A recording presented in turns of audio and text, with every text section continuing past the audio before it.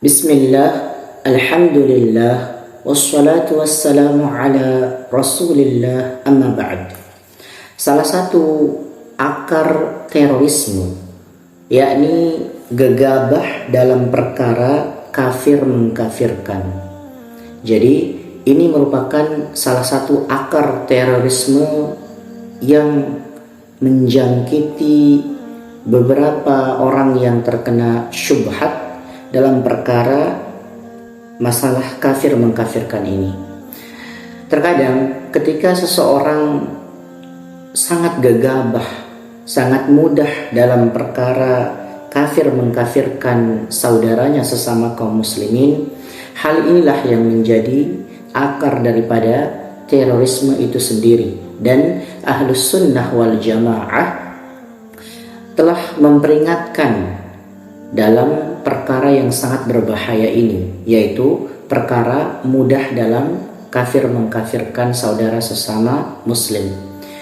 Dan ini merupakan akidah dari orang-orang Khawarij, yaitu mereka yang kemudian mengkafirkan para pelaku dosa besar.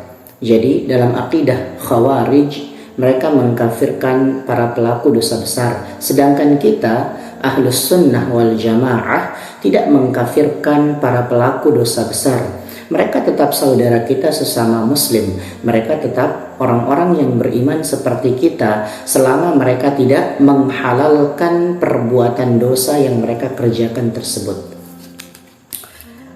Orang-orang yang mudah mengkafirkan kaum muslimin ini adalah orang-orang yang sedikit waroknya dan juga agamanya. Orang-orang yang dangkal ilmunya, orang-orang yang memiliki ilmu yang sangat dangkal dalam perkara agama ini. Karena ketika seseorang mengkafirkan saudaranya, maka itu mempunyai konsekuensi yang sangat berbahaya, yaitu mengharuskan hukuman dan juga ancaman yang berat terhadap orang yang dikafirkan itu. Di antaranya misalnya, orang itu wajib mendapatkan laknat dan kemurkaan, kemudian dibatalkan seluruh amalnya, tidak diampuni dosanya, mendapatkan kehinaan dan kebinasaan, kekal dalam api neraka selama-lamanya. Di samping itu, ia harus menceraikan istri atau suaminya, kemudian ia berhak dibunuh, kemudian tidak mendapatkan warisan, haram disolatkan jenazahnya, tidak boleh dikuburkan di pemakaman kaum muslimin, dan juga hukum-hukum lainnya sebagaimana yang tertera dalam kitab-kitab fiqih. Ini merupakan beberapa contoh konsekuensi dari orang-orang yang kemudian telah dikafirkan. Makanya para ulama Ahlus Sunnah itu sangat berhati-hati dalam perkara kafir mengkafirkan ini. Para ulama Ahlus Sunnah wal Jamaah itu sangat berhati-hati dalam perkara ini, karena ini merupakan perkara yang sangat penting dalam Islam. Adanya pemboman, terorisme, kemudian pembunuhan, ini merupakan hasil dari mengkafirkan. Kenapa? Karena orang kafir menurut mereka itu halal darahnya dan juga halal hartanya, sehingga Islam akan terkesan sebagai agama teroris yang tidak mengenal kasih sayang. Padahal Nabi Shallallahu Alaihi Wasallam itu adalah manusia yang terbaik, yang paling menyayangi manusia itu sendiri dibandingkan dengan manusia yang lainnya. Nabi Shallallahu Alaihi Wasallam menyayangi kita umatnya itu melebihi kasih sayang seorang ibu kepada anak-anaknya. Saking besarnya kasih sayang dan cinta Rasulullah Shallallahu Alaihi Wasallam untuk umat ini, dan bahkan Nabi Shallallahu Alaihi Wasallam menginginkan agar orang-orang di luar Islam itu agar masuk Islam, agar selamat di dunia dan di akhirat. Dan bukan seperti orang-orang teroris sekarang yang kemudian mereka dengan mudahnya kemudian melakukan pemboman, pembunuhan dan seterusnya. Dan Nabi Shallallahu Alaihi Wasallam itu telah memperingatkan bahaya mengkafirkan seorang muslim. Artinya bahaya dalam perkara bermudah-mudahan dalam hal kafir mengkafirkan. Nabi Shallallahu Alaihi Wasallam bersabda dalam sebuah hadis yang sahih, yang artinya, dan melaknat seorang mukmin sama dengan membunuhnya, dan menuduh seorang mukmin dengan kekafiran adalah sama dengan membunuhnya. Hadis sahih riwayat Imam Al-Bukhari rahimahullahu taala. Nabi juga menyebutkan dalam sebuah hadis yang sahih lainnya, Nabi Shallallahu Alaihi Wasallam bersabda, siapa saja yang berkata kepada saudaranya, wahai kafir, maka akan terkena kepada salah satunya jika yang divonisnya itu benar, dan jika tidak maka akan kembali kepada orang yang mengucapkannya. Hadis ini sahih diriwayatkan oleh Imam Bukhari dan Imam Muslim. Maksudnya adalah jika seorang muslim mengatakan kepada saudaranya, wahai kafir, maka kafir itu akan kembali kepada salah satunya.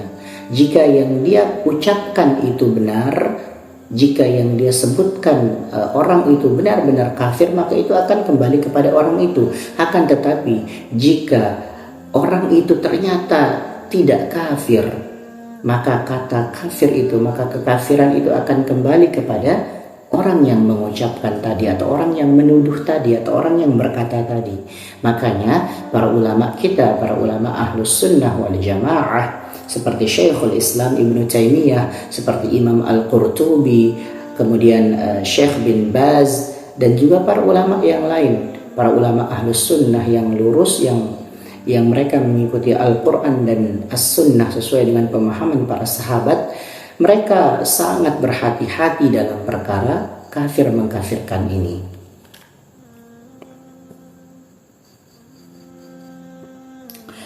Nabi Shallallahu Alaihi Wasallam juga dalam hadis yang sahih, yaitu dalam hadis riwayat Imam Bukhari, beliau mengatakan, tidaklah seseorang memvonis orang lain sebagai fasik atau kafir, maka akan kembali kepadanya jika yang divonis tidak demikian. Hadis sahih riwayat Imam Bukhari rahimahullahu ta'ala. Bahkan Imam Al-Qurtubi rahimahullahu ta'ala berkata, bab takfir atau perkara kafir mengkafirkan adalah bab yang berbahaya. Banyak orang berani mengkafirkan, mereka pun jatuh dalam kesalahan, dan para ulama besar bersikap tawaquf. Maksudnya para ulama besar bersikap berhati-hati, mereka pun selamat. Dan kita tidak dapat membandingkan keselamatan dengan apapun juga. Maksudnya adalah para ulama Ahlus Sunnah wal Jamaah ini sangat berhati-hati sekali dalam perkara takfir atau bab kafir mengkafirkan ini, karena ini merupakan bab yang sangat berbahaya.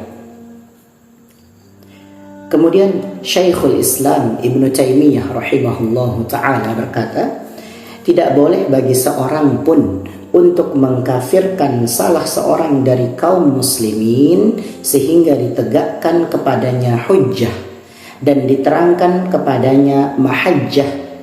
Barang siapa yang telah eksis keislamannya secara yakin, tidak boleh dihilangkan nama Islam darinya dengan sebatas dugaan. Bahkan tidak hilang keislamannya kecuali setelah ditegakkan hujjah dan dihilangkan syubhatnya. Ini disebutkan oleh Syekhul Islam Ibnu Taimiyah rahimahullahu ta'ala. Tidak boleh seseorang itu bermudah-mudahan dalam perkara kafir mengkafirkan ini. Sangat berbahaya. Bahkan jika seandainya seseorang melihat mungkin saudaranya melakukan perbuatan syirik besar atau perbuatan yang kufur, akan tetapi mungkin saja itu karena dia tidak tahu. Dia tidak tahu itu adalah perbuatan yang salah. Dia tidak tahu itu adalah perbuatan yang kufur. Dia tidak tahu itu adalah perbuatan syirik besar. Artinya mungkin ada syubhat di kepalanya. Mungkin dia tidak tahu. Artinya kita diminta untuk bersikap sangat berhati-hati dalam perkara takfir takfir atau dalam bab kafir mengkafirkan ini. Tidak boleh seseorang sembarangan dalam hal ini. Tidak boleh seseorang sembarangan dalam hal kafir mengkafirkan ini. Apalagi sampai menuduh kepada saudaranya sesama muslim yang mungkin dia melakukan perbuatan dosa besar, tapi dia tidak menghalalkan perbuatan dosa besar itu yang dia kerjakan. Dia tidak halalkan itu. Dia tetap meyakini bahwasanya itu adalah sebuah perbuatan dosa dan dia tidak menghalalkan itu. Dan para ulama ahlus sunnah wal jamaah itu tidak mengkafirkan para pelaku dosa besar selama mereka tidak menghalalkan perbuatan dosa yang mereka kerjakan. Maka ini merupakan poin penting untuk kita, bahwasanya kita harus berhati-hati dan sangat berhati-hati dalam perkara kafir mengkafirkan ini. Kemudian Syekh Muhammad bin Abdul Wahhab rahimahullahu ta'ala berkata, wajib atas orang yang menasihati dirinya agar tidak berbicara dalam masalah ini kecuali dengan ilmu dan burhan dari Allah subhanahu wa ta'ala. Hendaklah ia waspada dari mengeluarkan seseorang dari Islam dengan sebatas pemahamannya dan penganggapan baik akalnya, karena mengeluarkan seseorang dari Islam atau memasukkannya termasuk perkara agama yang paling agung, dan syaitan telah menggelincirkan kebanyakan manusia dalam masalah ini. Artinya orang-orang yang bermudah-mudahan dalam perkara ini, dalam perkara kafir mengkafirkan ini, itu banyak yang telah terjatuh dalam kesalahan, banyak yang telah terpeleset dalam masalah ini. Makanya para ulama kita, Syekhul Islam Ibnu Taimiyah, Syekhul Islam Muhammad bin Abdul Wahhab, itu sangat berhati-hati. Para ulama kita sangat berhati-hati dan menyuruh kita untuk berhati-hati dalam perkara ini. Kemudian ada satu kaidah yang harus difahami dalam masalah ini, yaitu salah dalam memaafkan lebih baik daripada salah dalam memberikan sanksi. Sebagaimana yang dikatakan oleh Ibnul Wazir ketika mengingkari orang yang mengkafirkan ahli bid'ah. Maka salah ketika kita tidak mengkafirkan karena adanya syubhat lebih ringan daripada salah dalam mengkafirkan. Artinya apa? Ketika kita salah dalam memberikan uzur, ketika kita salah dalam memaafkan, itu lebih baik daripada salah dalam memberikan vonis atau memberikan sanksi itu sendiri.